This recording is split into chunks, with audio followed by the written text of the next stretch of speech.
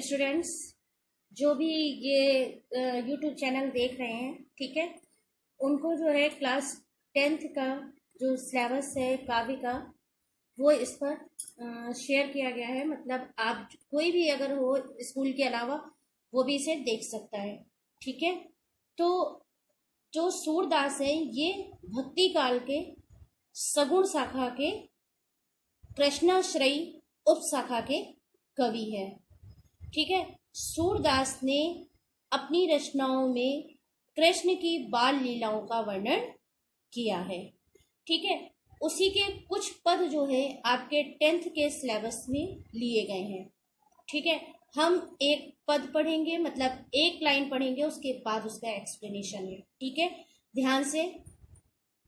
चरण कमल बंदो हरिराई, जाकी कृपा पंगु गिरि लंघे, अंधे को सब कुछ दर्शाई। चरण कमल का मतलब होता है चरण रूपी कमल।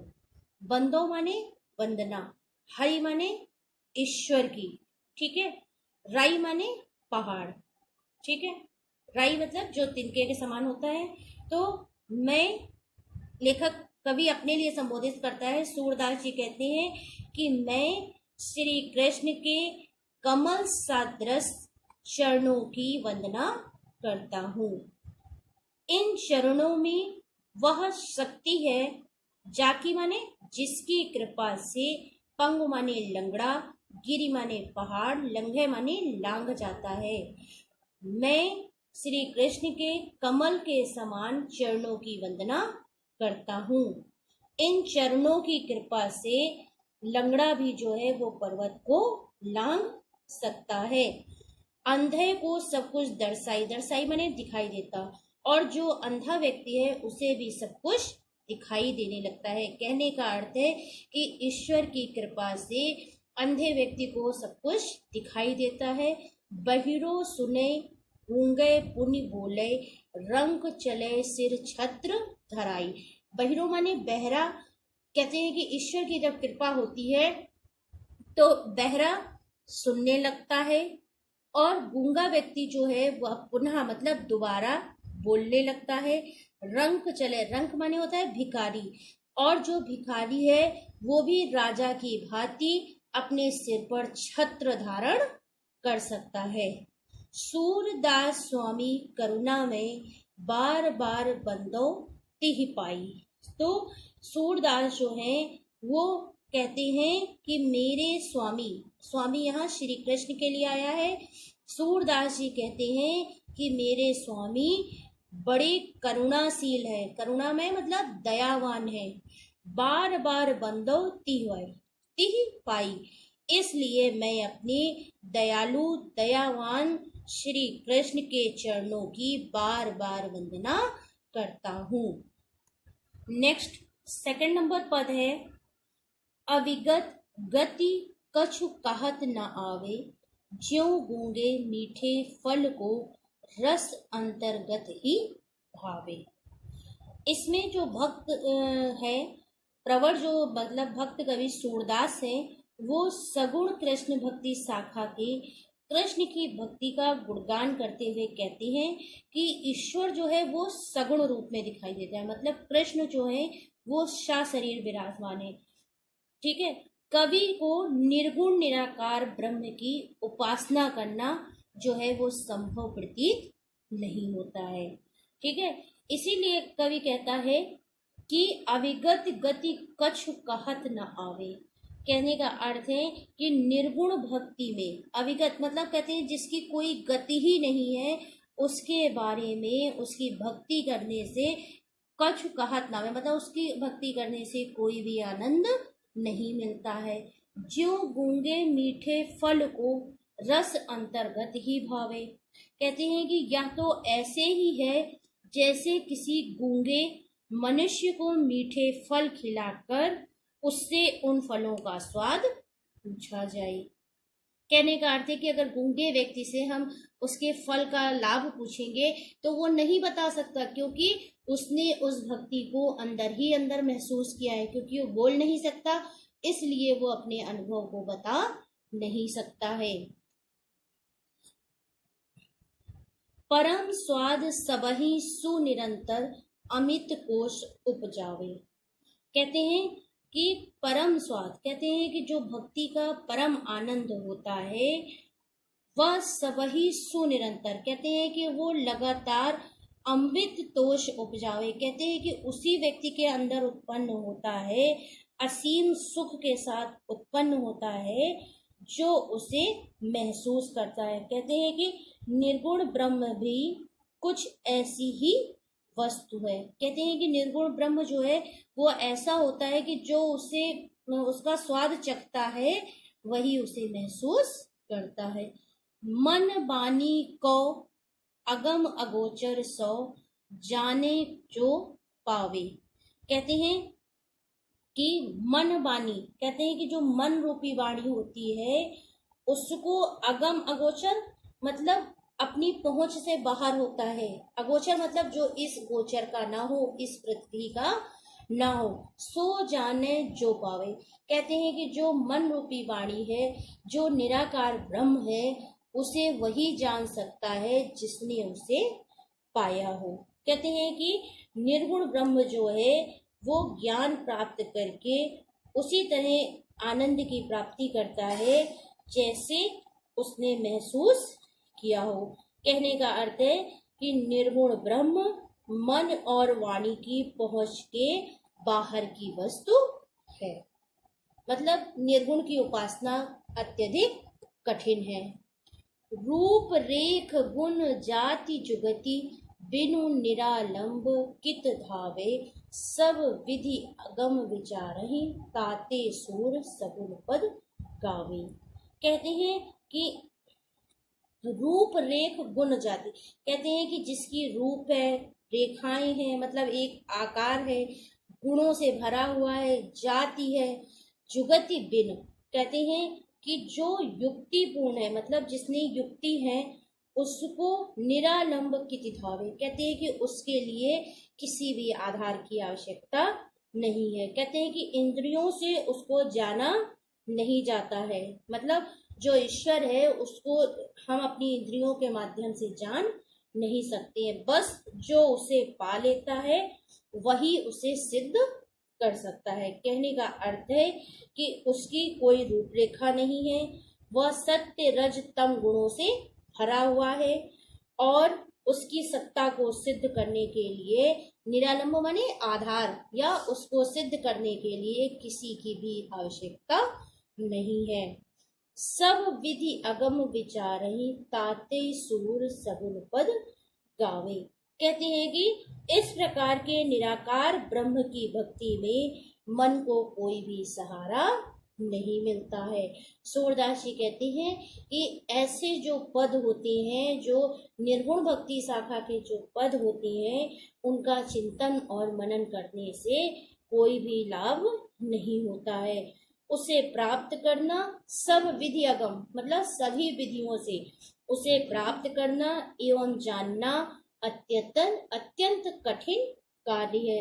यही सोचकर सूरदास जी सगुण, सगुण पद का मतलब सगुण पदों के भक्ति का गान करते हैं।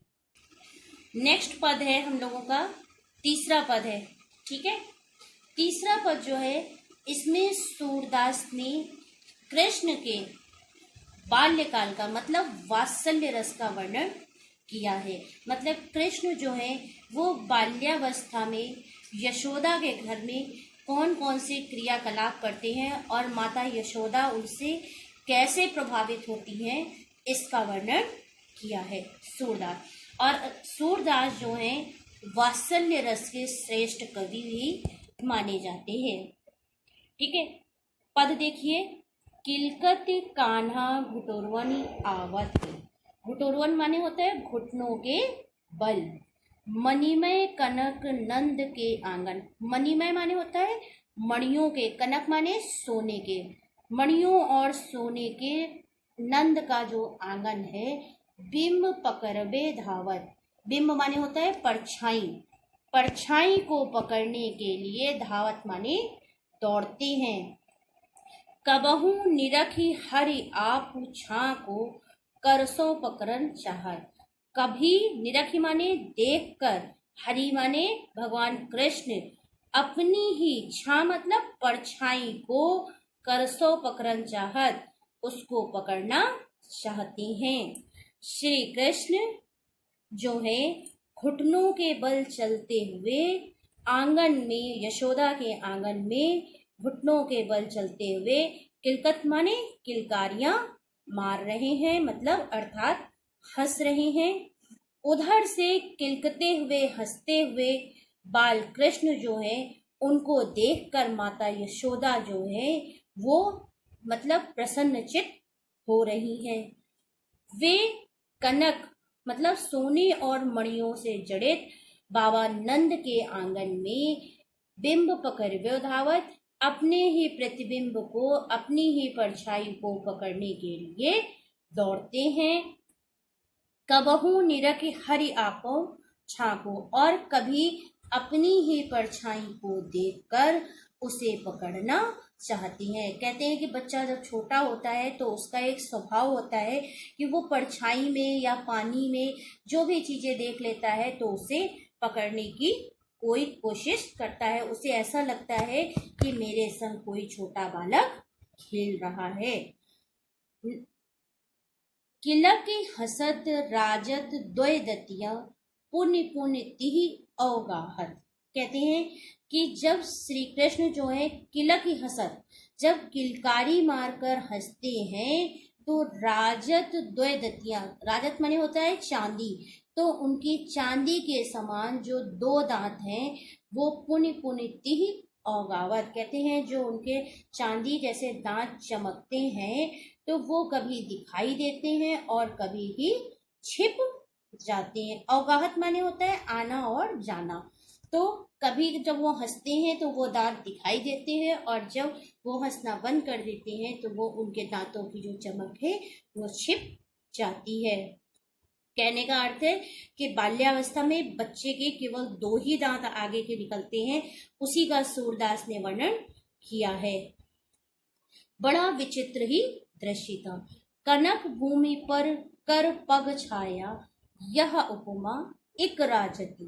ठीक है, श्री कृष्ण कनक भूमि, कनक माने होता है सोने की, स्वर्ण भूमि पर कर पग, कर पग मतलब कर माने हाथ और पग माने पैर, हाथ और पैर।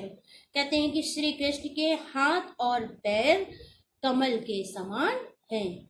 यह उपमा एक राजती, कहते हैं कि ऐसी जो उनकी उपमा दी गई है, जो उनकी तुलना की गई है, वह अत्यंत रमणीय है। कहते हैं करी करी प्रतिपद प्रतिमानी वसुधा कमल बैठकी साजती। कहते हैं कि करी करी मतलब कमल जहां पर वो रखे हुए हैं, कहते हैं कि उनके हाथ जो हैं वो कमल के समान दृष्टिगत होती हैं। प्रतिमनि वसुधा, ऐसा लगता है कि जैसे पृथ्वी ने प्रत्येक हाथ रखने के स्थान पर तथा पैर रखने के स्थान पर प्रत्येक मणि में, मतलब प्रत्येक जो वो नंद का आंगन है उसमें कमल को बिछा दिया हो। कमल बैठकी साजती मतलब उस आंगन में उनके हाथ पैरों को रखने के लिए कमल को बिछा दिया हो। बाल दशा सुख निरखी जशोदा। अब यहाँ पे सूरदास जी ने माता यशोदा की मनहा स्थिति का वर्णन किया है। कहती हैं कि श्री कृष्ण की बाल दशा, इस बाल चरित्र को देखकर यशोदा जो है वो सुख का अनुभव करती हैं। पुनि पुनि नंद बुलावती, और जब माता यशोदा अपने पुत्र की बाल क्रीड़ा को देखकर प्रसन्न हो जाती हैं तो वो बार बार नंद बाबा को बुलाती हैं। यहाँ पर कहने का तात्पर्य है कि वो नंद बाबा को बुलाकर अपने पुत्र की जो बाल क्रीड़ाएं हैं वो उसको दिखाना चाहती हैं। कहने का अर्थ है कि कृष्ण की बाल लीलाओं पर माता यशोदा जो है वो अपना प्रेम निछावर कर देती हैं। अचरा तरिले ढाकी सूर्य के प्रभु को दूध पियावती। कहते हैं पुत्र के इस वात्सल्य के कारण उनके स्तनों में, मतलब दूध पियावती मतलब कहते हैं कि वो प्रेम पूर्वक, अचरा माने होता है आंचल से, कहते हैं कि आंचल से ढककर अपने पुत्र को दूध पिलाती हैं। सूर के प्रभु मतलब सूरदास के प्रभु ईश्वर को दूध पिलाती है। अर्थात कहने का अर्थ है कि माँ की ममता जो है वो चाहे ईश्वर के लिए हो या संतान के लिए हो समान होती है। तो सूरदास जी कहते हैं कि ऐसे मेरे प्रभु श्री कृष्ण का जो वात्सल्य प्रेम है वह अब स्मरणीय है, मतलब उसे भूला नहीं जा सकता है।